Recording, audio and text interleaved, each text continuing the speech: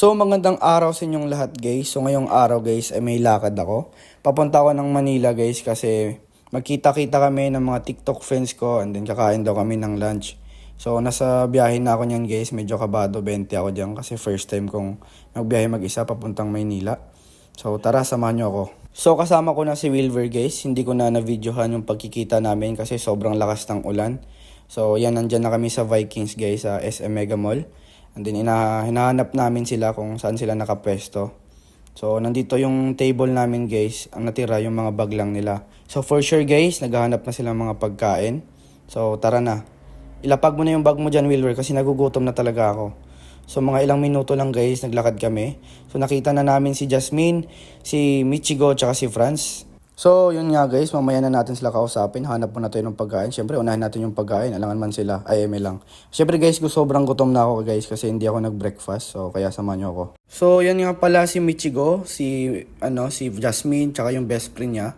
And then also si Wilver, tsaka si Franz. So tapos na kami kumuha ng pagkain guys. So kaya kain na. Kasi mahal dyan, dapat sulit yung kainan. So after nyan guys, kape din kami dyan, Starbucks. So syempre di mawawala guys yung picture, tsaka syempre yung TikTok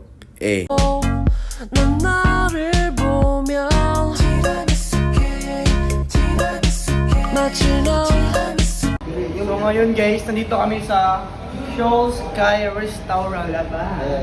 Pagod na ako. Dapat yung Bisaya, Bisaya. Namin karon, Ano na? namin karon. Sige, try mo magsalita ng Sa Bisaya. Soul Sky Restaurant. So pagkagabi guys, dinner ng abot may Shoal Sky Restaurant. Grabe kanindot dito, and then sosyalin yung view niya, and then makita nyo doon yung guys, yung view ng city. Tsaka syempre dyan guys, nag-aantay muna kami kasi puno. Tsaka yun, inaantay din namin yung iba naming co-host tsaka ibang friends kasi magkikita kami dyan. Dyan yung meet up namin, then makita ko din yung daddy-daddyhan ko sa TikTok. Isa ko din siyang gifter, and then close ko siyang gifter. And then yan si Wilver guys, close ko din yan si Wilver. So yan, magkasama kami guys. Napakaganda ng view doon guys. Tsaka napakaganda ng ng ambience niya. Kaso nga lang guys, nakakahilo siya guys kasi umiikot yan guys. So mga ilang minuto lang guys, dumating na yung food namin. So kasama namin dyan si Daddy Den, si Kenneth, tsaka si Wilver. And then si Franz tsaka si Michigo, kasama ko din sila. So inaantay namin sila guys, nandyan na yung food. Sobrang sarap dyan guys, sobrang solid. Tsaka ang ganda ng view niya guys, kaso medyo may kamahalan lang. Pero sulit naman. So habang binibidyohan ko dyan guys, nagugutom na talaga ako guys. Kaya tamang ngiti na lang ako, pero iniisip ko, nakakain talaga ako nito.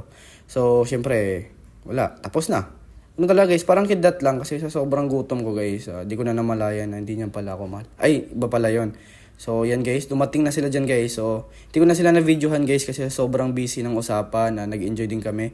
So yan pala si Kev, si R, si Sed, and then si Kuya Jay. Sobrang solid yan nila kasama guys. So kung gusto niyo silang makita guys, manood lang kayo ng mga TikTok live na doon kami. So yan pala si Daddy Dance guys, and sobrang bait niya ni Daddy. And then ito po si Wilver. So napakabait talaga niya ni Wilver guys, solid siya kasama. And then sobrang saya ko guys kasi na-meet ko si Wilver. And then si Daddy Dance, and sa mga friends ko sa TikTok, mga co-host ko.